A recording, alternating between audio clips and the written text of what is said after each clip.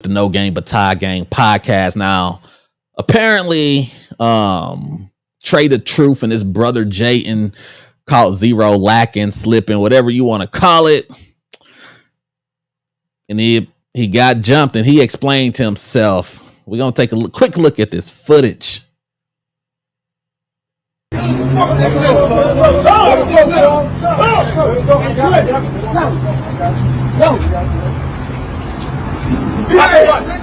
on, what you want to do, huh? What you want to do? Come on, man. Y'all move what you want to do. There we go. What you want to do?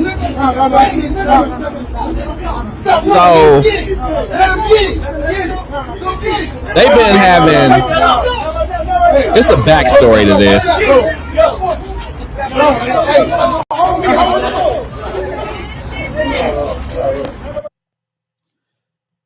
It's a backstory to this, right? So apparently, if you know the backstory, hold on, let me go back. I know Trae the Truth and Zero, they fell out a while ago, you know, depending on who you talk to, they both got different stories. But you know, it has something to do with like him and Zero and Trae the Truth brother got like caught in the car or something like that by the police. And I vaguely remember this situation. But apparently, as you can see, Zero's on the ground right here. He's balled up. But it may not be what it seems.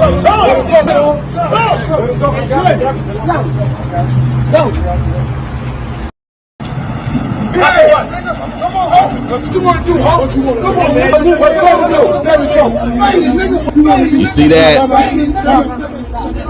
Stop running, let him get it. And they also said he was drunk as well.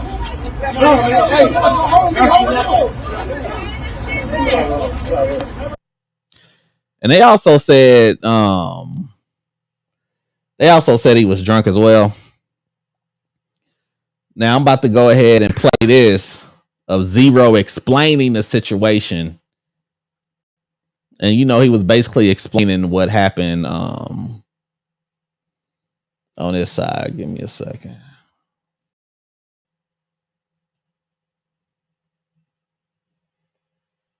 If I can find it. There we go.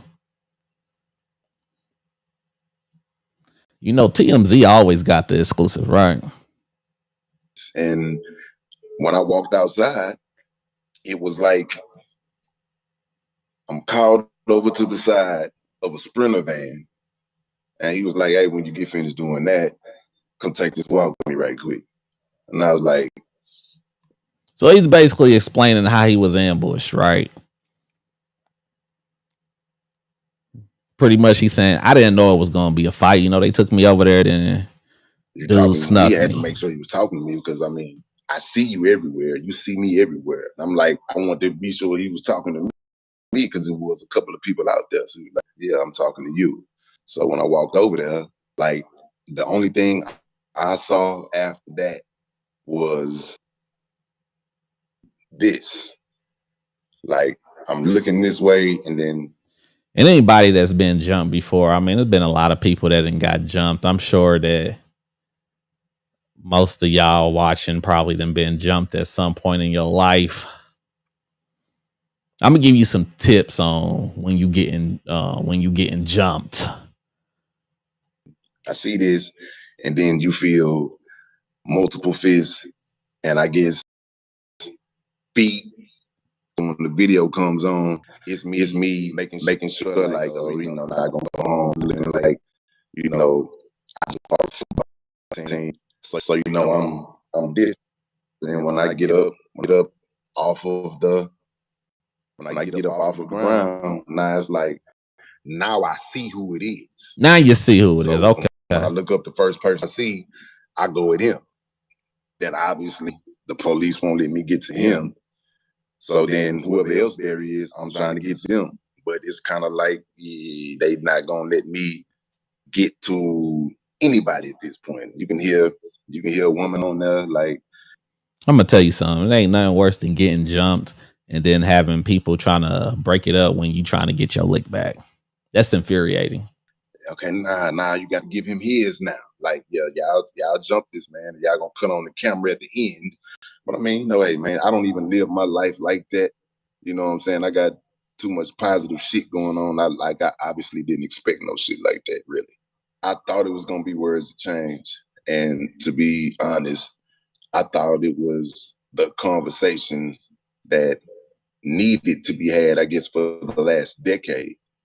I'm not even gonna say was needed to be had, but and they go back to that situation I was telling you about. Like they had a situation with the police or something like that back in the day, which was supposedly the reason why Zero and Trae the Truth stopped talking. You know, they used to be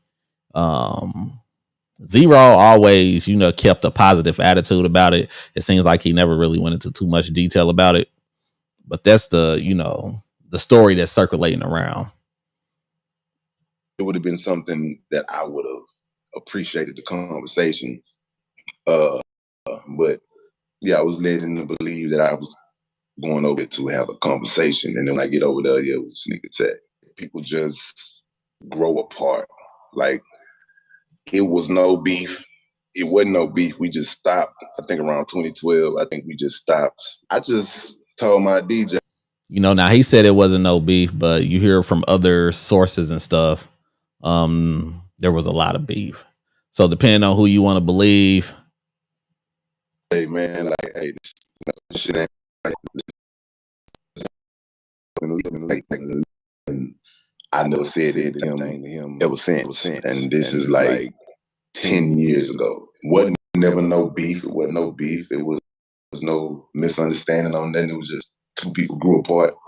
We separated. It wasn't an argument. It wasn't nothing going on. It was just, you know, I noticed some shit that you was off, and I told my DJ, and I told my homie, like, hey man, look, let's just pack up and let's just go back to Houston. If we go back to Houston now, we can catch V Live before it's closed. We can go throw this money we made on tour. So it was no bad blood. There's a lot of people upset about this, and strangely, you know, a lot of times, you know, when you growing up, people always tell you to walk away. And sometimes just walking away and letting it go will definitely save your life. Because sometimes not walking away will have you with about 7 holes up in you. You understand what I'm saying? And you can definitely tell by his speech and the way he's talking that he's definitely in a different mindset these days. You can definitely tell that he's matured a whole lot. I must be getting older. I must be getting wise or something. Because strangely, I'm not upset. Like, I'm not upset at all. But like, I think people in the streets are taking this shit harder than I'm taking it. And just I'm like, my hands are tied right now.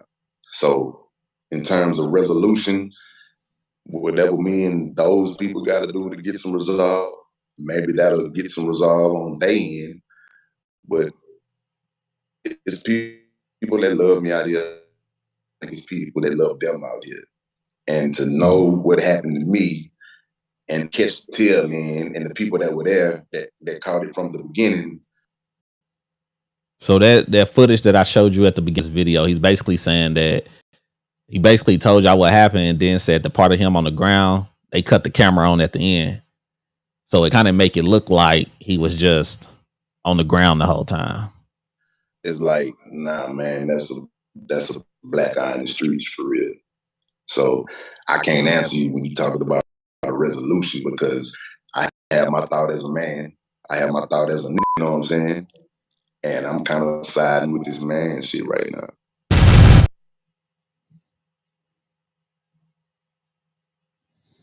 I'm gonna tell you something. Nobody likes to get jumped. Getting jumped is absolutely no fun.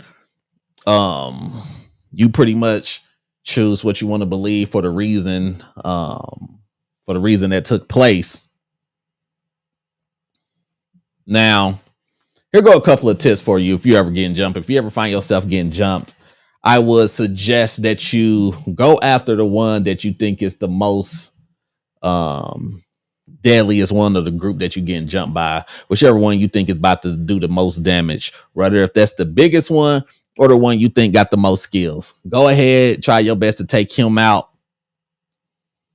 Because if you can, you know, take him out a lot of times the other ones kind of back off a little bit, which may give you a little time to get yourself together because they be like, dang, he just knocked him out. And we know we ain't got nothing on him right here that we with. We bought him. You understand what I'm saying? Try to get up out of there as quickly as possible. You know, no need to get your head beat into the concrete and get yourself turned into a vegetable. You know, if you got to get some space so you can get up out of there, then go ahead and do that. Or if you want to stay there and fight, and you know, some people want to get knocked out.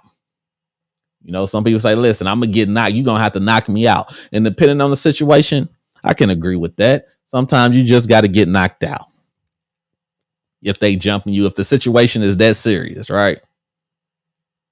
But always go after the one you think is going to do the most damage and then try to take care of the rest of them later. And grab anything that you can grab. I don't care what you see anything. A bottle, a steel chair, a brick, a syringe. Whatever you can get your hands on when you getting jumped. Because let me tell you something. They ain't playing fair anyway. And if you got your thing on you, then the situation shouldn't last too long. Because once you jump somebody, it's all fair game at that point. You know, one thing, people do not fight fair. So, you know, if people don't fight fair, I don't think that they should necessarily have fair consequences. Do whatever you got to do to make it back to your family. Do whatever you got to do to make it back home. But it is very good to see Zero in this type of mindset. He don't seem like he's out for blood. He seems like it was a situation and, you know, it looked like he's just going to go ahead and let it go and move on.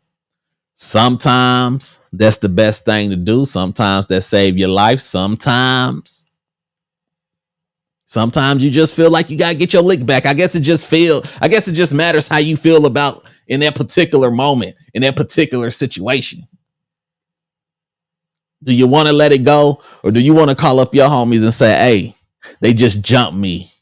Meet me here. It's about to go down. But go ahead and leave a comment, a like, share, all that, subscribe. And let me know, what would you do if you got jumped and got snuck while you thought you was having a conversation? Would you get your get back? Or would you go ahead and just let it go and move on with your life like it seems that Zero is doing? Because remember, the facts of life remain the same. There's no game but TieGame.